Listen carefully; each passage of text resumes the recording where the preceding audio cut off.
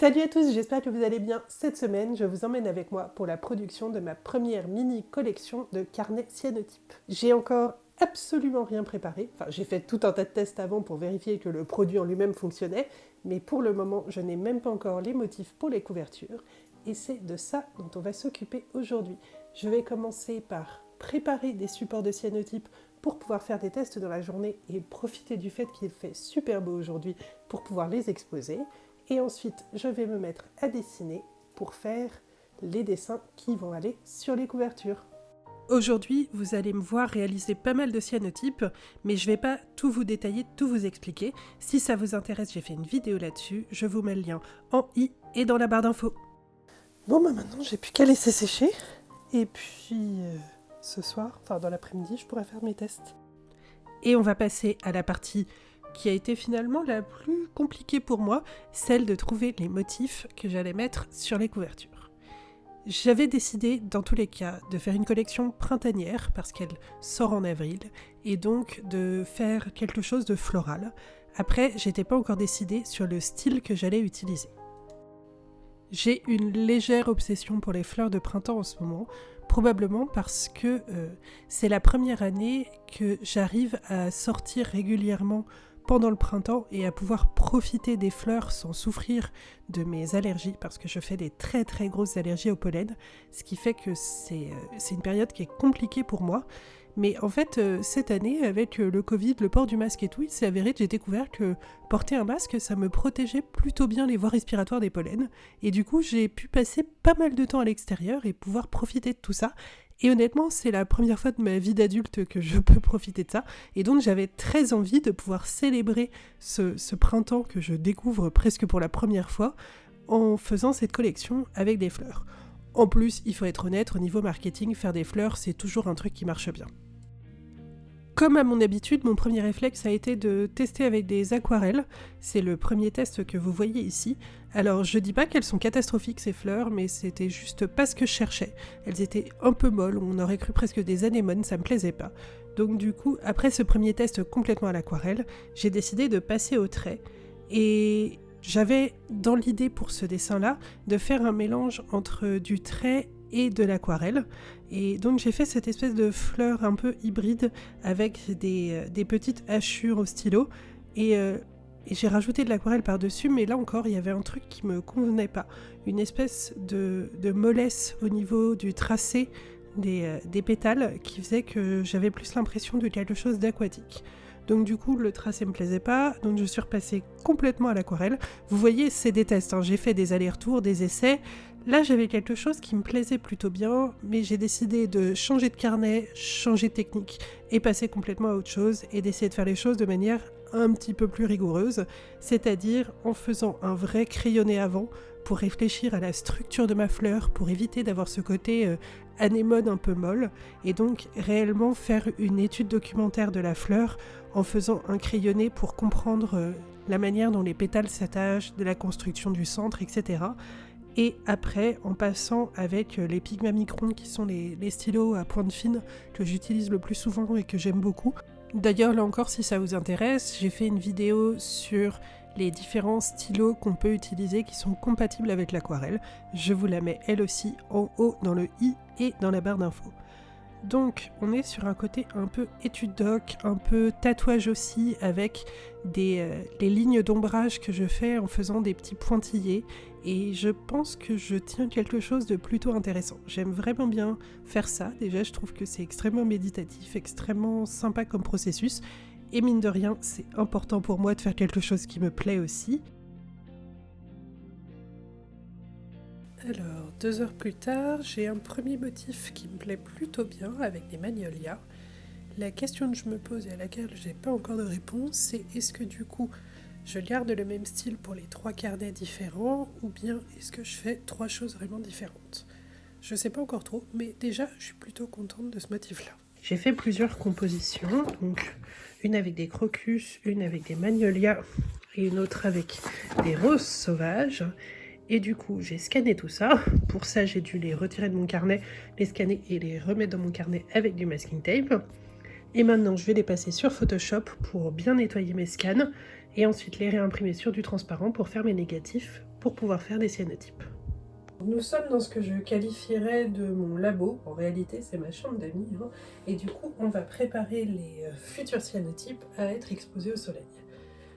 Donc j'ai ici le papier qu'on a préparé hier, avant-hier, les négatifs et deux cadres, enfin des sous-verres, qui vont me permettre de pouvoir plaquer le négatif contre le papier. Donc on a de la lumière, mais c'est de la lumière artificielle. On va en mettre que 3 parce que ici, vous voyez, je dépasse un petit peu, du coup ce serait pas très propre.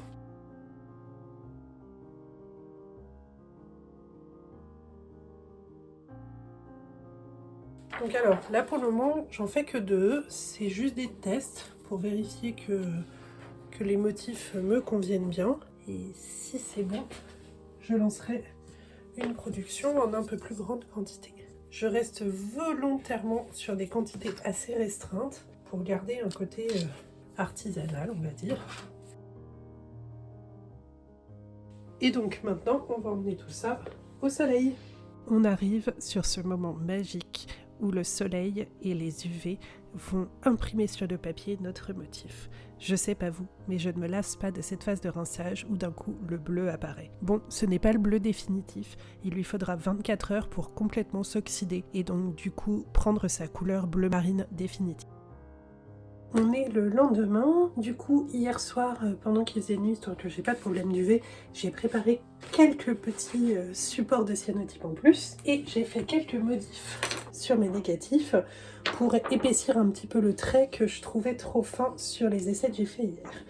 Et donc du coup, on va profiter du fait qu'aujourd'hui il ne pleut pas, même s'il ne fait pas très beau, pour tester ces nouveaux négatifs et si ça fonctionne, commencer à lancer quelques cyanotypes en plus pour pouvoir faire des couvertures.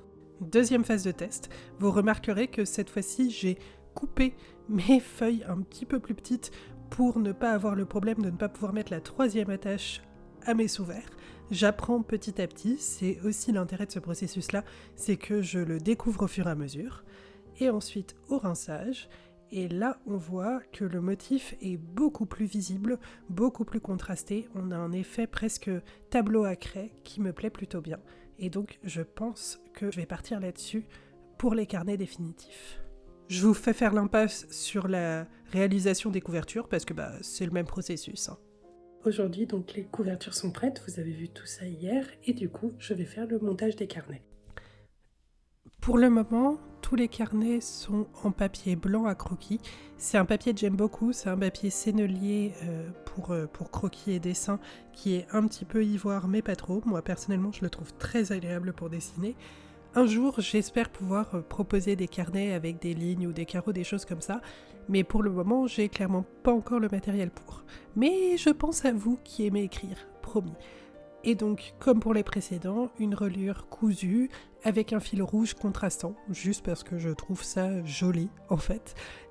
Je tiens à préciser que je fais la couture à la machine à coudre, mais c'est parce que je suis sûre que ma machine à coudre est une bête de course vintage avec un moteur bien solide et que donc elle n'a pas froid aux yeux. J'utilise une aiguille à cuir pour pouvoir percer le papier sans souci. Et ensuite, pour finir les coutures, je viens avec une aiguille réenfiler le fil que j'ai en trop, le glisser à l'intérieur du carnet et faire un petit nœud parce que je trouve ça plus propre. C'est une petite opération que je fais en plus qui me prend un temps un peu ridicule, mais je trouve que ça finit les choses beaucoup plus proprement, donc ça vaut le coup pour proposer un truc plus fini. Mais par pitié, ne faites pas comme moi si vous n'êtes pas sûr que votre machine à coudre est capable de prendre plusieurs épaisseurs de papier comme je le fais là. Je le fais car je suis sûre de moi, car ma machine est une vieille bête de trait bien solide avec une aiguille à cuir et donc je n'ai pas de soucis, mais faites attention à votre machine. Et enfin, une fois la couture bien terminée, je vais redécouper les bords au cutter et à la règle parce que je n'ai malheureusement pas encore le massicot nécessaire pour pouvoir faire ça de manière un petit peu moins artisanale. Et ensuite, je viens emballer mes carnets avec un ruban de craft non sergé, une petite ficelle et une étiquette elle aussi en craft dans laquelle il y a le numéro de l'exemplaire car tous les exemplaires de mes carnets sont uniques et numérotée et ma signature. Et je n'ai plus qu'à répéter ce processus pour tous les carnets de la collection. Et voilà, ils sont terminés, emballés et prêts à arriver chez vous. Je les mets en ligne vendredi 23, donc aujourd'hui, le jour où cette vidéo sort, à 18 h. Ils sont en série très limitée, donc si jamais ça vous intéresse, je vous invite à aller sur ma boutique. Le lien est juste en dessous, studio-cyanotype.fr. En tout cas, moi ça m'a fait très plaisir de faire ça et j'espère qu'ils vont être bien reçus, qu'ils vont vous plaire parce que j'ai déjà plein d'idées pour des prochaines collections. En tout cas, je vous remercie d'être arrivé jusqu'ici et je vous dis à très vite sur les réseaux sociaux et pour une prochaine vidéo. Salut!